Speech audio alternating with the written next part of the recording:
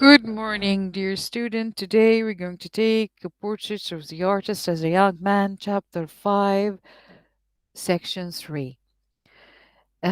We have left Stephen Dedalus after he had finished his first Villanelle, which I don't think it's at first, but the thing that is the one that we read about. Okay, he's standing outside the building. And then he's stricken with imagery of birds. Birds. This section is full of birds all over the place. It's a very beautiful section. It starts with the Stephen looking at the sky, wondering what type of birds were they. The birds that are flying all over his head, what are they?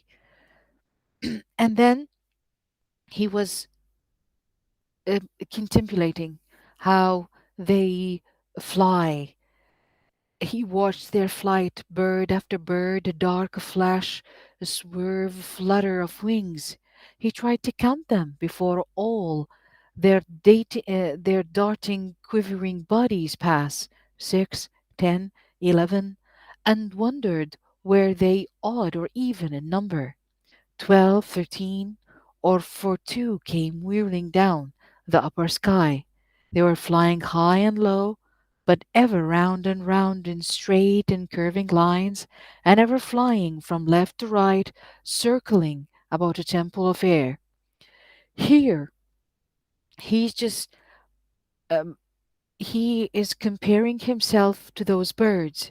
He is going to fly, but what type of flight? Where is he flying to? What type of bird? He doesn't know. He is wondering at the birds and he's admiring their flight. Why was he gazing upwards for the steps of the porch, hearing their shrill, twofold cry, watching their flight? Why? He's asking himself, why is he so occupied with watching these birds? Are they good omen or bad? What kind of birds? Again, he keep asking himself. And then he says, correspondence of birds to things of the intellect and of how the creatures of the air have their knowledge and how they know their time, season, because they, unlike man, are in the order of their life. Here, he's praising birds. He's even complimenting them for not being man, because unlike man, they know their season, their time, they know where to do. They have not perverted their order by reason. And for ages men have gazed upwards as he was gazing at birds in flight. Do you remember the Hulk-like man? Yes, again, a sense of fear of the unknown moved in the heart of his weariness, a fear of symbols and portents, of the Hulk-like man whose name he bore. You remember who? Yes, Daedalus. He's comparing himself to the myth of the Hulk-like man, the Daedalus, the symbol of the epigraph, you remember? Whose name he bore. He was carrying his name, soaring out of his captivity. He's just feeling that Ireland is his maze and he has to run away, to escape, to fly off his captivity. He has to fly off Ireland, okay, of woven wings, the god of writers, writing with reed upon a tablet and wearing on his narrow abyss a head of the moon. Okay, then he compares these uh, birds as if he doesn't know what birds were they. Might they be, must be swallows who had came back from the south? Then he was to go away, for they were birds, ever going and coming, building an unlasting home under the eaves of man's houses, and ever leaving their homes they had built to wander. Are they a symbol of departure, of loneliness? Here he's referring to a play by Yeats that have swallow imagery, and he is connecting them, and he's wondering, are they a symbol of departure? Are they going to leave Ireland? They are a political symbol. Are they a symbol of loneliness, that he's going to be alone on his life because he doesn't know where he's going and where he's going? Then he meets a Cranley. You remember Cranley? Yes, the priest like man. Here, he has a very serious conversation, which is very important. Here, Stephen admits to Cranley. He tells him, Cranley, I had an unpleasant quarrel this evening. With your people? Cranley asked. With my mother. About religion? Yes, Stephen answered. After a pause, Cranley asked, what age is your mother? Not old, said Stephen. She wishes me to make my Easter duty. And will you? I will not, Stephen said. Why not? Cranley asked. I will not serve, answered Stephen. That remark was made before, Cranley said calmly. It's made behind now, said hotly. Go easy, my dear man. You're an excitable, bloody man, do you know? Do you know you are an excitable man? I dare say I am, said Stephen, laughing also. Their minds here he's asking him, do you believe in the Eucharist? Do you believe in Christ? Stephen said, no, I don't. Cranley was shocked and asked him, do you disbelieve then? Stephen answered, I neither believe it, and I don't disbelieve in it. Here Cranley said, many persons have doubts, even religious persons, yet they overcome them and put them aside. Cranley said, are your doubt on that point too strong? Uh, Stephen answers, I don't wish to overcome them. He doesn't want to overcome his doubt in Christ. Here he's questioning religion. Actually, he's not questioning religion. He's just renouncing religion. He's breaking off his ties one after the other. He wants to leave country politics. He wants to leave his religion, and he's going to leave his parents, and of course, he's going to leave his friends. Don't, please.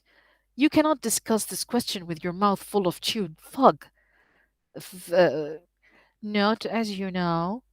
Okay. Do you love your mother? Cranley asked him. Do you love your mother? Stephen shook his head.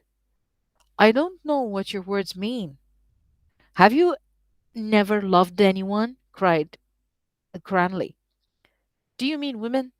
Here he's telling him, if you love your mother, do your duty during Easter Mass. He says, but Stephen keeps moving around the bush. He's beating around the bush. And Crowley is trying to convince him to, uh, to tell what he loves and what he doesn't love. He said, I try to love God, he said at length. It seems now I failed. It is very difficult. I tried to unite my will with the will of God, instant by instant. In that I did not always fail. I could perhaps do that still. Cranley cut him short. Has your mother had a happy life? Stephen said, how do I know? How many children had she? 9 or 10, Stephen answered. Some died. Was your father? Cranley interrupted himself for an instant and then said, I don't want to pray into your family affairs, but was your father, was it called well to do? I mean, when you were growing up? Yes, Stephen said. What was he? Stephen began to elaborate. A medical student, an oarsman, a tenor, amateur actor, a shouting politician, A small landlord, a small investor, a drinker, a good fella, a storyteller, somebody's secretary, something in a distillery, a taxi gatherer, and blah, blah, blah. So his father was so many things, but he grew up well. Here, Cranley just um, understands from Stephen's way of describing his parents and his father and his family. He tells him, Your mother has, your mother must have gone through a good deal of suffering, he said. Would you not try to save her from suffering more, even if, or would you? If I could, Stephen said, that would cost me very little. Then do so. He tells him, If you want your mother to stop suffering, and you've seen that she suffered all of her life, why don't you stop her suffering if you could? He told her, If I could, I will. He says, So what is it to you? What is it to you to go to Mass, do as she wishes you to do? What is it for you? You just believe in it. It is a form, nothing else, and you will set her mind at rest. He's telling him to go to Mass, although you don't believe. It's okay. He ceased, and Stephen did not reply. He remained silent.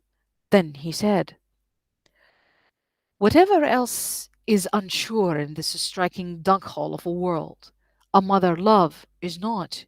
Your mother brings you into the world, carries you first in her body. What do you know about what she feels?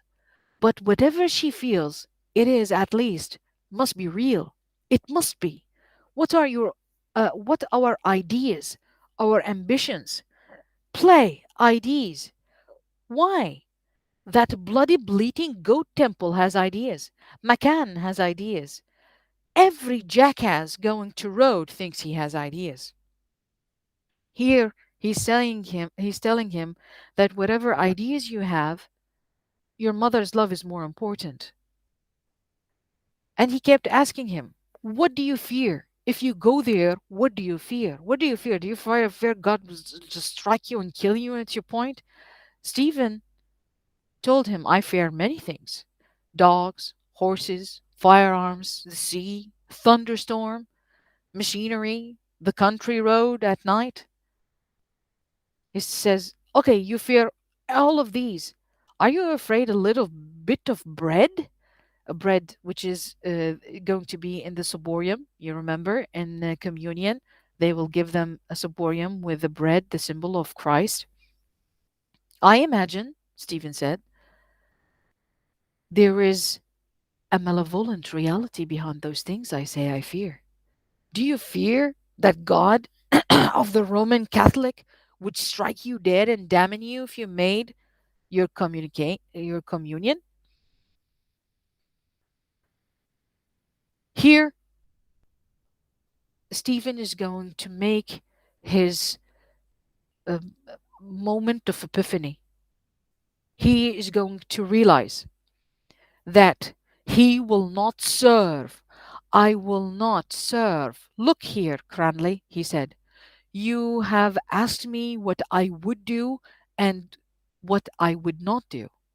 I will not, I will tell you what I will not do and what I will not do.